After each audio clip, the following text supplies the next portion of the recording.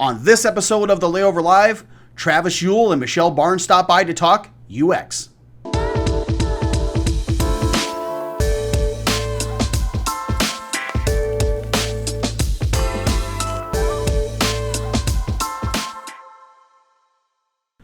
Hello, everyone, and welcome to episode 168 of the Layover Live, where we bring you the top article from the Layover each week. I'm Jason Swick, VP of Strategy and Insights, and welcome to this episode. We're happy to have you here. Now, we wanted to shoot this episode because I'm heading out to eTourism next week, and with that, once again, I'm going to be joining Will Seacombe from Connect Travel, as well as my friend Robert Patterson with MMGY, where we're going to be discussing Wave 2 of the Destination Marketing Technology Survey. Now, as a reminder to all of you, the Marketing Technology Survey is really a way to better understand the current perceptions and opinions of destination marketers towards the use of things like technology related to websites and CRMs, email marketing, and a whole bunch more. So be sure to check that out. Now, if you remember back to late spring, Wave 1 was conducted via an interactive webinar where we did the survey live, and then we discussed the results as they were coming in. We're going to be doing the same thing with the second wave, which will be conducted which was conducted yesterday. And we're going to be sharing the summary of the results as well, furthermore, at eTourism next week. So the second go around is for a chance for us to touch base with all of you, because a lot of things have changed since the spring.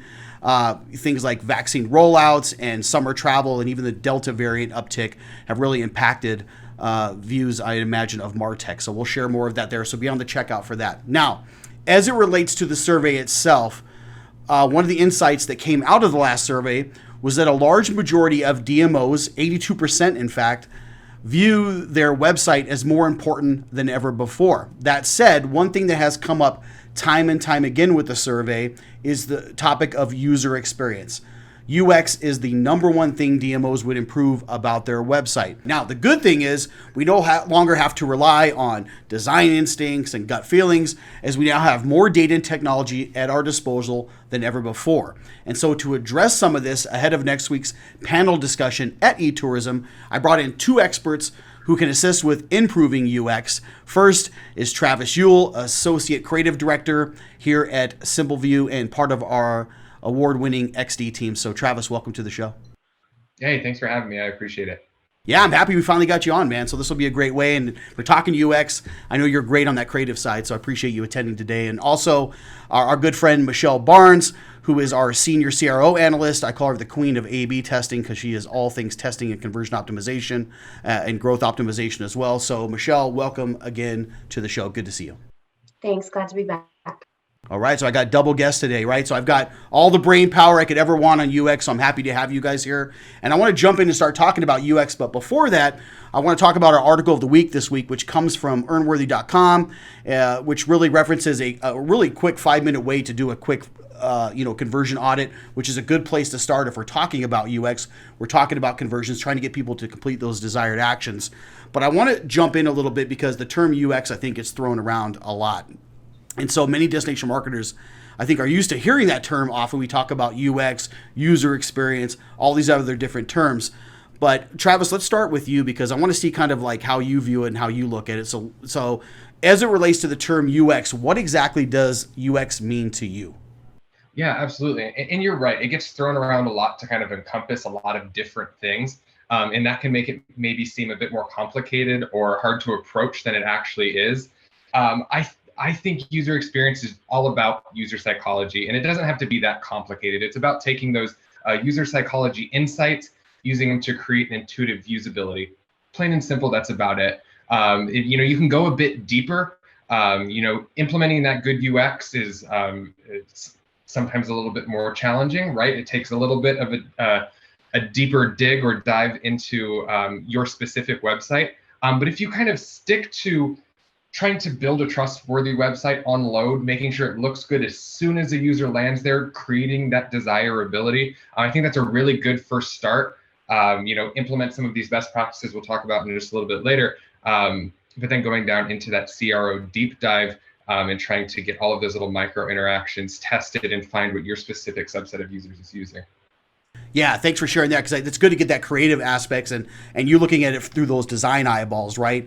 Which is a different side of it. But then I want to kick it over to you, Barnes, because I think on your side of the house, right, as we talk about CRO, we talk about conversion optimization. Although we're talking about UX, we're probably looking at it through a different lens. So what does UX mean to you, Michelle?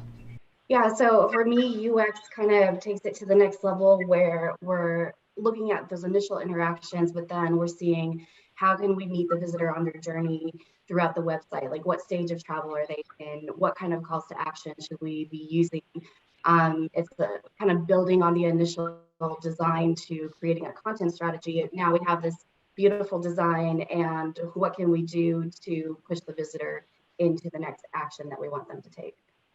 Yeah, that's perfectly said. I think that gives a good overview about UX and what it is, because oftentimes when we talk about UX, we talk about the design side, we talk about the user experience and the testing side to make sure that we're matching those things together, which is really, really important. So Michelle, I want to start with you on this next question, because it kind of comes into thinking about what we want people to do once they get to a website, which sounds simple enough, but often it's a challenging question we ask. So whether DMO's goal, I think, is to improve a call to action on a website or a landing page or some other desired action, I think A/B testing is one of the best ways to help destination marketers make those incremental changes to their website over time.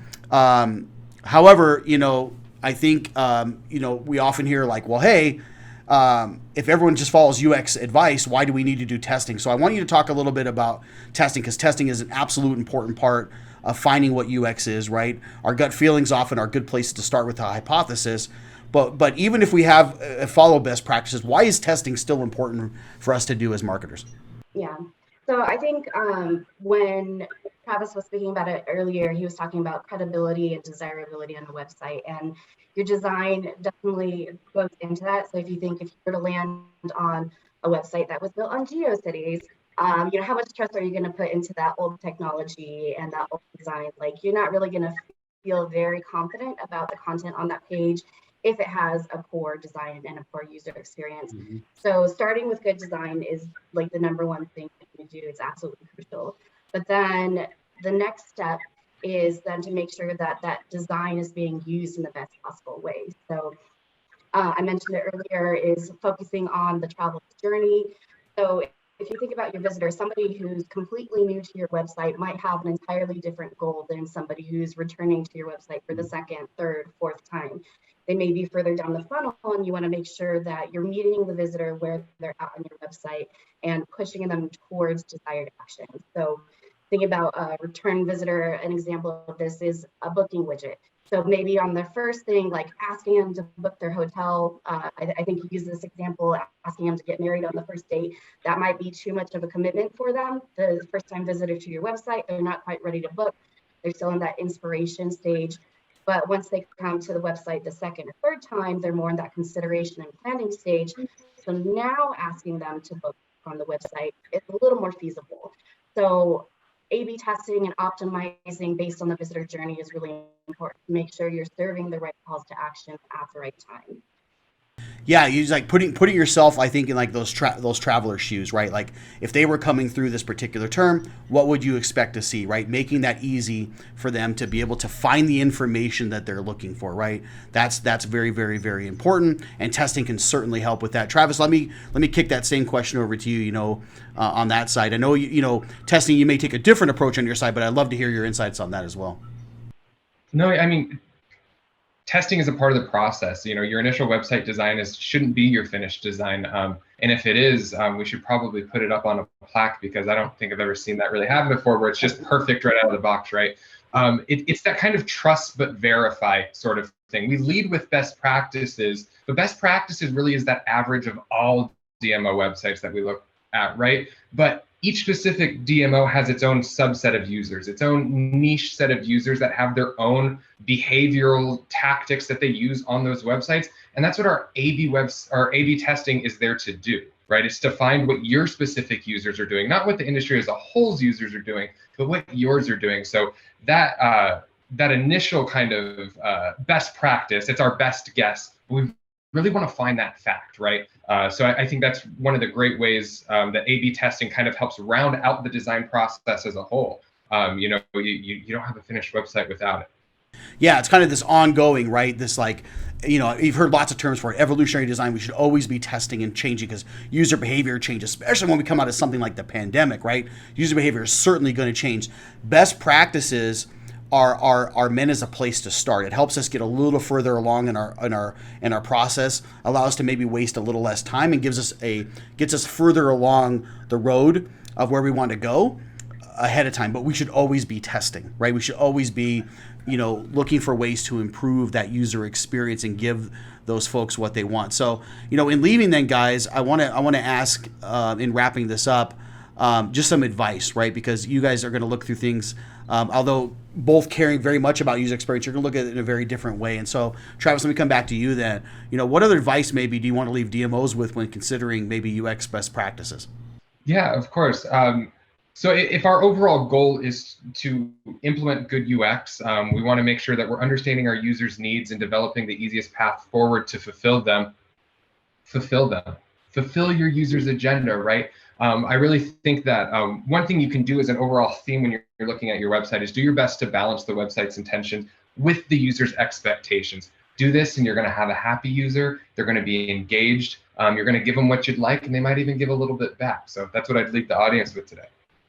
Yeah, that's great. I think, thinking about that end user in place, right? And making sure, are we giving them what they want so they can complete the desired actions that we would like them? And then over to you, Michelle. Again, being the queen of A/B testing, I would love to hear some advice that you might have in this as well. So, what do you want to leave DMOs with out there when considering testing? Yeah, so when it comes to testing, the one thing I always say is challenge the status quo.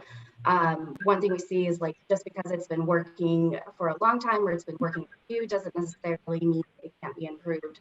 So really challenge all of your assumptions about your website, go in there, establish your goals, and start testing to make sure that you are getting the best version of your website for your visitors and you're meeting them where they're at. Yeah, great advice, both of you guys, right? I think if we're talking about UX, it takes looking at things from a creative and design standpoint, and it incorporates testing. Both those things are critical to creating a better user experience. So thanks both of you guys for stopping by and sharing your insights today. I really appreciate it. Yeah, thanks, Jason. Thank you. You bet. And thanks for tuning in each and every week. If you're not subscribed, please do so now. It really helps us out. We're also available on Spotify and iTunes through audio podcast. So thanks for tuning in, everyone. We'll see you next time, and have a great day.